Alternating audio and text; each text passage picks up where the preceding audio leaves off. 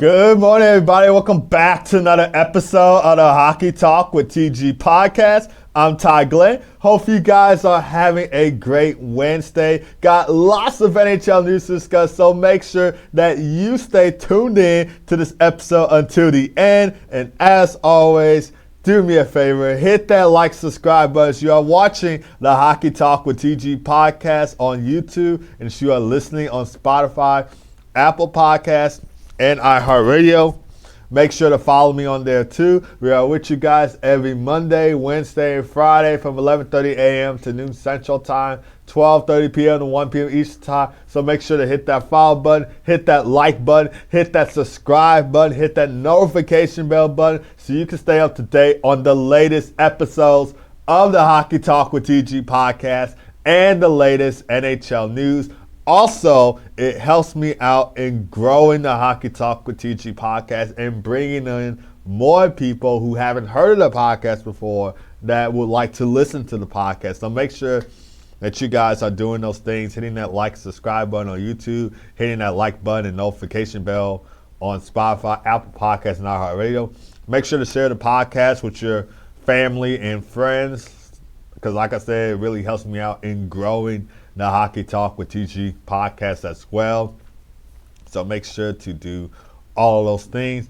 But without further ado, let's go ahead and get started into the NHL news for today. We'll start things off by recapping the Chicago Blackhawks and Calgary Flames game from yesterday. Connor Bedard notches a hat trick in the Blackhawks 5-2 win over the Calgary Flames on Tuesday. Second career NHL hat trick for Connor Bedard. His first hat trick was against the Ottawa Senators. That was during NHL Frozen Frenzy night. And fun fact, Connor Bedard became the fourth player in Blackhawks history to record multiple hat tricks before the age of 21, joining former Chicago Blackhawk and current Detroit Red Wing Alistair Brinkett with 3. Another former Chicago Blackhawk, Jeremy Roenick, with 3, and the late and great Bobby Hull with 2. Connor Bedard has 22 points in his past 11 games, 11 goals, 11 assists for 22 points in 11 games. The Blackhawks extend their point streak to 6 games, 5-0-1 during the span, and they moved to 10-5-4 of the season. 10 wins of the season for the Chicago Blackhawks. Let's go. And the Blackhawks played the Calgary Flames last game as well. And it was a 4-0 shutout win for the Blackhawks over the Calgary Flames, where Connor Bedard had a 4-point night. So we just continue to dominate the Calgary Flames. Connor Bedard in that game where he had a 4-point night against Calgary on November the 7th. He also had the highlight reel goal in the game where he capitalized on the Flames' turnover and then did a little deke move or so and put the puck past Dustin Wolf for a highlight reel goal. And then he kind of did a celly like this or so, kind of did a celly like this, like raising his hands up high, letting the Calgary Flames hear it in Calgary, Alberta, Canada. Spencer Knight was in goal when the Blackhawks had that 4-0 shutout win. Arvid Soderblom got the start in yesterday's game when the Blackhawks took on the Calgary Flames. And it was also, Connor Bedard got to wear the A in the game against the Calgary Flames as well. So for those who don't know what the A stands for in hockey, it stands for alternate captain. And Connor Bedard was wearing that A on his jersey in the Blackhawks game against the Flames yesterday. Future captain, by the way. Future captain. I know Nick Foligno is still on the team. He's currently out. He's unfortunately out with a head injury that he had in the Blackhawks last game against the Toronto Maple Leafs. But Connor Bedard is going to be taking over that leadership role. And then at one point, we got to see Alex Vlasic wear the A as well. So the kids are stepping into leadership roles, and they're going to be taking over. And I know when Nick Foligno leads the Chicago Blackhawks, he's a good captain for the Blackhawks. Don't get me wrong. Nick Foligno is a good captain for the Chicago Blackhawks.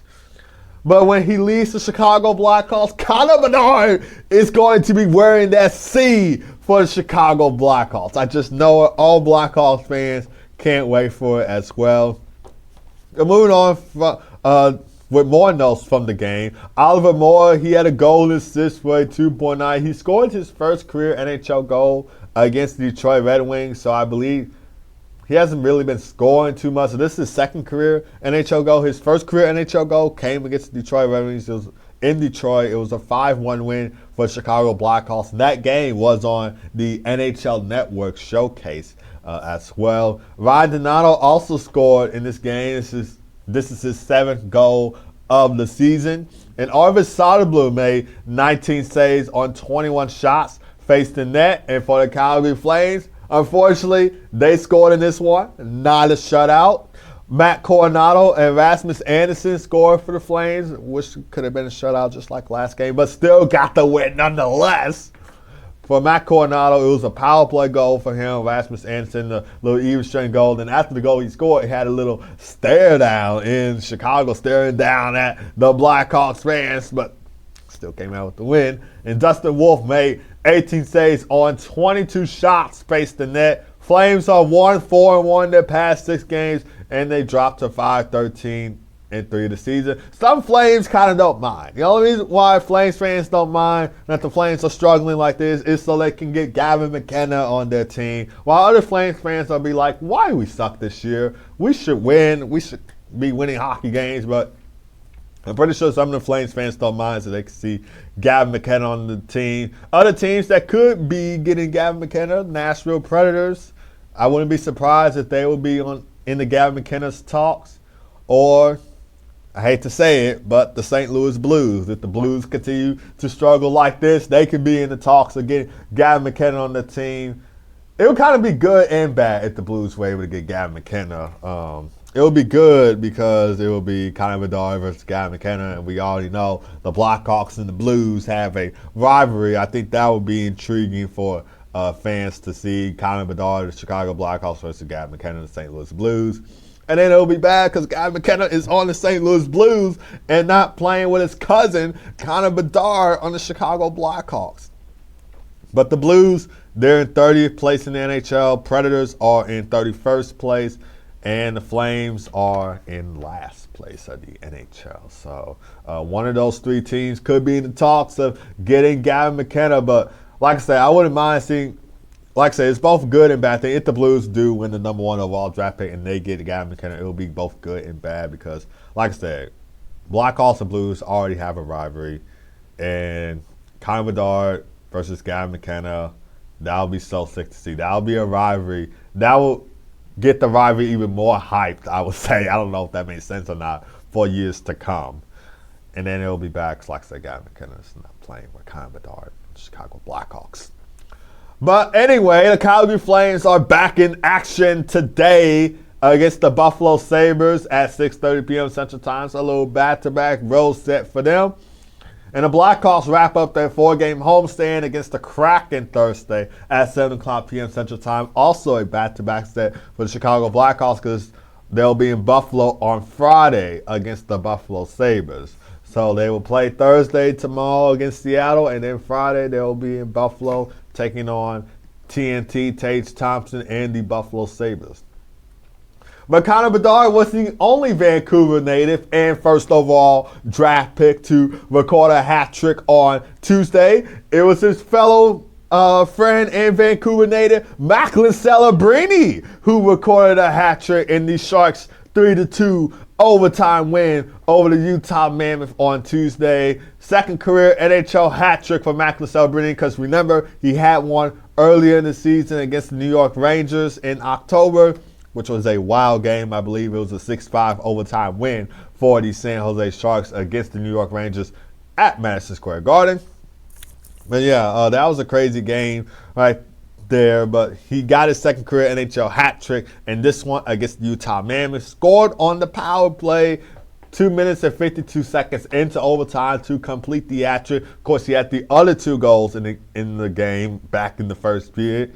And with the hat trick, Macklin Celebrini now has 30 points in 20 games this season. 13 goals, 17 assists for 30 points in 20 games this season for Macklin Celebrini. And fun fact, Macklin Celebrini is the 4th teenager in NHL history to reach that mark to score 30 points in 20 games of the season.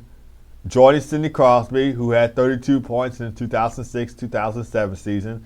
The great one, Wayne Gretzky, who had 30 points in the 1979-1980 season. And he also had 31 points in the 1980-81 season. And Mario Lemieux, who had 30 points in the 1984-85 season. So great company for Macklin Celebrini. A great company and a great conversation to be in. I'm pretty sure he's got to feel happy about that. And the Sharks moved to 9-8-3 of the season, so they are above 500. And they end their 2-game losing skid as well in the process. Will Smith, the Fresh Prince, he had 2 assists for the Sharks. And Yaroslav Askarov made 24 saves on 26 shots faced in net. And for the Mammoth, J.J. Peterka, he scored twice for Utah. He had both goals coming in the third period. He has 4 goals in his past 4 games. And Vika Vanacek made 19 saves on 22 shots faced in net. And the Mammoth, they were coming off of a 3-2 overtime loss to the Anaheim Ducks on Monday, which was another good game. The Mammoth had the 2-1 lead late in the third period, and then the Ducks come back and tie it in the final seconds, and then they win it in overtime. So another crazy game, but the Mammoth fans aren't happy about that. 1-3-3 in their past 7 games. They moved to 10-7-3 of the season. They're outside of a wild card spot. The Blackhawks and the Kraken have the 2 wild card spots in hand in the Western Conference. And the Mammoth returned home to start a 4-game homestand against the VGK Vegas Golden Knights on Thursday at 8 o'clock p.m. Central Time. They actually played the Golden Knights twice during their 4-game homestand. They'll play them again on Monday, November the 24th at the same time at 8 o'clock p.m. Central Time. But yeah, it is going to be a race in the Western Conference. I hope the Blackhawks can beat the Kraken tomorrow night as well to extend their point streak to 7 games, because they extend their point streak to 6 games in the process. So maybe they could extend their point streak to 7 games. 6-7 trend that the kids are doing these days. 6-7 could happen. Could happen. Hopefully it happens, because I don't want the Kraken to be tying us in the wildcard spot. There needs to be some kind of chance that the Blackhawks could make the playoffs this year. I'm hoping that is so. They can probably pull off a surprise and surprise the fans and the league and say, hey, the Blackhawks are in the playoffs for the first time since 2020. But anyway, for the Sharks, they continue their 3-game homestand against the LA Kings Thursday at 9 o'clock p.m. Central Time. That game will air on Hulu and ESPN Plus for you guys to watch. So a California rivalry going on between the Sharks and the Kings on Thursday. But moving on from the Shark Tank to Big D, Dallas, Texas, where the New York Islanders held off the Dallas Stars with a 3-2 win in Dallas on Tuesday. For the Islanders, this is their 5th win in their last 6 games, which they are 5-1-0 during the span, and they moved to 11-7-2 of the season. Kyle Palmieri, he had a goal and assist for a 2.9 for New York. He had a shorthanded goal in this one, which was credit for the game-winning goal. Calvin Ritchie and Bo Horvat also scored for the Islanders in the win, while David Riddick made 22 saves on 24 shots faced in net. And for the Dallas Stars, Robo Jason Robinson scored twice for Dallas, his second goal coming with 2 minutes remaining in the game. Of course, the Stars pulled goaltender Jake Oettinger off to the bench, got the extra attacker on, and Jason Robinson scored on the rebound on the backhand to cut it to a 1-goal game. He's currently on a 5-game point streak in which he has 12 points during the span, 8 goals, 4 assists for 12 points during a 5-game point streak for Jason Robinson. He also had 3 multi-goal games as well during a 5-game point streak. And overall, he has 25 points in 20 games this season. 11 goals, 14 assists for 25 points in 20 games this season for Jason Robinson. And Jake Oettinger made 19 saves on 24 shots faced in net. And other crazy things that happened in this game, Islanders defenseman Alexander Romanov was boarded from behind behind the net with 28 seconds left in the game by Stars for Mikko Rantanen, the Moose. And Mikko Rantanen had a 5-minute game misconduct, boarding penalty was added to it.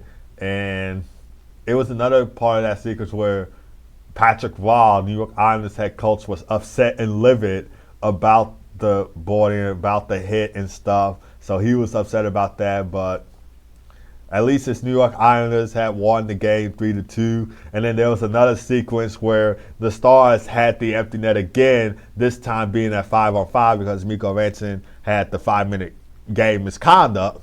And so it was 5-on-5 for the Dallas Stars. And Wyatt Johnston had appeared to tie the game up with 0.1 seconds left. However, this will be reviewed by the NHL Situation Room for goaltender interference, and then the video has shown that Jason Robinson had interfered with Islanders goaltender David Riddick. Therefore, the goal was called back, and it didn't count, and the Islanders held on for the 3-2 win. But upsetting loss for the Dallas Stars. Their 5-game winning streak comes to an end, and they move to 12-5-3 of the season. Dallas starts a 4-game Western Canada road trip in Vancouver against the Canucks Thursday at 9:00 p.m. Central Time. The Islanders conclude their long 7-game road trip in Detroit, in the Motor City, in Hockey Town against Detroit Red Wings Thursday at 6:00 p.m. Central Time. The Islanders so far are 5-1-0 during the 7-game road trip. The only loss coming to the Colorado Avalanche on Sunday, which was a 4-1 loss for the Isles. But speaking of Detroit, let's talk about their game against the Seattle Kraken as they win 4-2 against Seattle. They extend their point streak to 4 games in the process, in which they are 3-0-1 during the span, and they move to 12-7-1 of the season. They're first in the Atlantic Division with 25 points. Maybe they can make the playoffs this year. Who knows?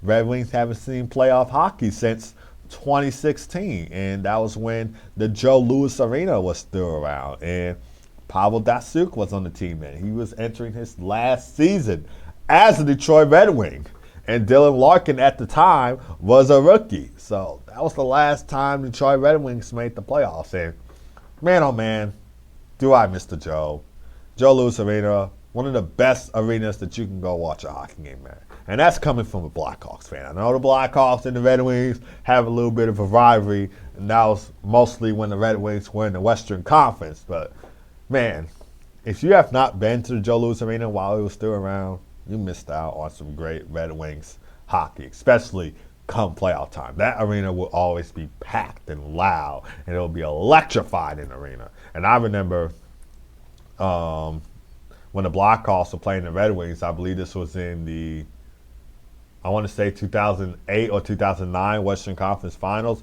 Fortunately, it was a loss. But when Darren Helm scored that overtime game-winning goal, the Red Wings fans came off the roof. That arena came off the roof in that place where the Red Wings scored that overtime game-winning goal to go to the Stanley Cup Final, where they eventually played the Pittsburgh Penguins. Like I said, I don't know if that's 2008 or 2009 because those two teams played in the Stanley Cup Finals for 2 straight years. So, yeah, it could be one or the other. But the point is that arena was always so loud. It was always bringing the energy. It was always bringing the hype. They tore down the arena in 2017, and I remember the Red Wings' last game in the Joe, like I said, that was in 2017, and they were playing the New Jersey Devils, and they won that game. I believe it was a 5-2, 4-2 win for Detroit against the Devils in their last game at the Joe. Like I said, I do remember the game. I do remember who the Red Wings were facing in that game. They were facing against the Devils, and they did win the game. I'm thinking it was a 4-2 win. I could be wrong. But yeah, hoping to see the Red Wings return to the playoffs this year. They came also close in making the Stanley Cup playoffs the past few seasons before. So like the past 2-3 seasons they came this close to making the Stanley Cup playoffs, but they have just missed out on every single time. So I'm hoping that this is the year that we see Red Wings playoff hockey. It probably won't feel the same as it was when they were playing at Joe Louis Arena, but it'll still be Red Wings playoff hockey, though. So they're first in the Atlantic Division with 25 points, 1 point over the Boston Bruins, who the Bruins do play tonight against the Anaheim Ducks. So we could see the Bruins come out with the win and jump Detroit for first place in the Atlantic Division, but that's where it stands. Detroit has 25, Boston has 24, and I believe Montreal has 22 points. So they're the top three teams in the Atlantic Division. So like the Western Conference, it is a race in the Eastern Conference. But moving on with more notes from the game, Nate Danielson, he had a goal and assist for his first 2 NHL points. He recorded both milestones in the second period. 5th career NHL game for Nate Danielson. He was drafted by the Red Wings 9th overall in the first round of the 2023 NHL draft. And this is what he had to say after the game. I'm getting used to playing at this level, just like I had to get used to my first season of pro hockey last year. I'm definitely starting to feel comfortable and confident. And confident he is. He's been looking really good so far in his first 5 NHL games. He's been looking really solid. Great shifts on the ice as well. So he's certainly feeling comfortable and locked in to the pro level of hockey. Dylan Larkin notched his 600 career NHL point in the Red Wings 4-2 win over the Kraken. He scored in the third period on the empty netter. He is the 11th Red Wings player in franchise history to reach 600 career NHL points. He's 33 points behind former Toronto Maple Leafs president and former Detroit Red Wing Brandon Shanahan for 10th all-time on the Red Wings point scoring list. And in the process, Dylan Larkin also extended his point streak to 5 games, in which he has 6 points during the span, 4 goals, 2 assists for 6 points during a 5-game point streak. Lucas Raymond had a goal and assist for a 2-point night, also extended his point streak to 5 games as well, in which he has 10 points during the span. 2 goals, 8 assists for 10 points during a 5-game point streak for Lucas Raymond. And Alistair Brinket had his goal streak ended at 3 games. But on the bright side, he had 2 assists to extend his point streak to 4 games, in which he had 8 points during the span. 5 goals, 3 assists for 8 points during a 4-game point streak for the Cat, Alex DeBrincat. And Cam Talbot made 20 saves on 22 shots faced in net. And for the Seattle Kraken, Jordan Eberle and Riker Evans scored for Seattle. Ellie Toviden had 2 assists for the Kraken, while Joey Daccord made 23 saves in the loss. This was his first game back, He's missed the past 5 games due to a upper body injury. There was another Seattle goaltender, Matt Murray, who was also injured for Seattle. So it was great timing that Joey Daccord stepped back in for the Kraken. I believe their backup goalie is Philip Grubauer because, like I said, Matt Murray's out with an injury for the Seattle Kraken. But following the loss, the Kraken dropped to 9-5-5 for the season. They had their 3-game point streak ended as well, which they were 2-0-1 during that span. They continued their 3-game road trip in the Windy City, the Shy City, in Chicago against my Chicago Blackhawks Thursday at 7 o'clock p.m. Central Time. The Red Wings continue their 3-game homestand against the New York Islanders Thursday at 6 o'clock p.m. Central Time. Taking a look at the other games from the Thursday slate, the Maple Leafs went 3-2 in overtime against the St. Louis Blues. William Nylander with the overtime game-winning goal, scored with 54 seconds left in overtime. 14th career overtime goal for William Nylander, which tied him with Austin Matthews and Matt Sundin for most in Maple Leafs history. He also extended his point streak to 14 games during the process, in which he has 23 points during that span. 8 goals, 15 assists for 23 points during a 14-game point streak. And the Leafs end their 5-game losing skid in the process. Other game from the Tuesday slate, the Lightning defeat the Devils 5-1.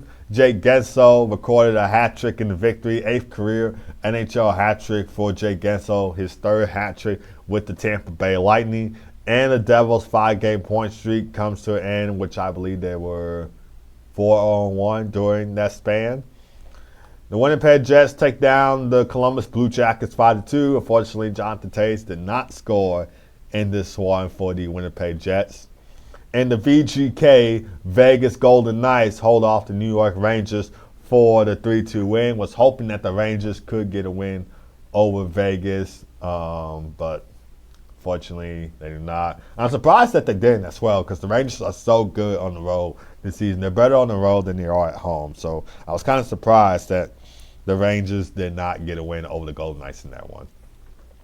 But taking a look at the NHL games on the slate for today, there's 4 games on the NHL slate, starting with the Edmonton Oilers taking on the Washington Capitals at 6 o'clock p.m. Central Time. So Connor McDavid versus Alex Ovechkin, 2 first overall picks. Alex Ovechkin in 2004 and Connor McDavid in 2015. So Alex Ovechkin, the greatest goal scorer of all time, taking on one of the league's best players in Connor McDavid. Should be a good game to watch. That'll come on at 6 o'clock p.m. Central Time on TNT and HBO Max. And then we got the Calgary Flames taking on the Buffalo Sabres at 6:30 p.m. Central Time. I think that will be a Sportsnet game for you guys to watch for my people in Canada. And then we got the Carolina Hurricanes taking on the Minnesota Wild at 8:30 p.m. Central Time. This will air on TNT, TV, and HBO Max for you guys to watch. So after the Oilers and Capitals game, Hurricanes and Wild game will come on. And then the final game of the night, the Boston Bruins taking on the Anaheim Ducks at 9 o'clock p.m. Central Time. The Bruins are second place in the Atlantic Division. They are 1 point behind Detroit for first place in the Atlantic. For the Ducks, their first place in the Pacific Division with 25 points. Golden Knights and Kings with 24 points behind the Ducks. So both teams off to surprisingly good starts this year. Bruins are looking like the 2010s Boston Bruins, because I expected the Bruins to be doing terrible this season, but they have surprised me. And like I said before on the Hockey Talk TG podcast, I said this on and off air, the NHL season so far has been a very surprising start. Not what many hockey fans expected, but we'll see how it goes. And can't wait for the Olympics and Stanley Cup playoffs in 2026. But that's going to do it for this episode of the Hockey Talk with TG podcast. Thank you guys for tuning in as always. Don't forget to hit that like, subscribe button on YouTube. Make sure that you are following the Hockey Talk with TG podcast on Spotify, Apple Podcasts, and iHeartRadio. We are with you every Monday, Wednesday, and Friday from 11:30 a.m. to noon Central Time, 12:30 p.m. to 1 p.m. Eastern Time. So make sure that you are subscribing to the YouTube channel. Make sure that you are following on Spotify, Apple Podcasts, and iHeartRadio. Make sure that you share these episodes with other relatives, family, friends, so they can come check out the Hockey Talk with TG podcast as well, and so that they can follow it. And like I said, it really helps me in growing the Hockey Talk with TG podcast as well. So make sure that you guys are doing those things. Both of you guys have a great rest of your day. Keep God first as always. Be blessed. I will see you guys on Friday for another episode of the Hockey Talk with TG podcast. Take care.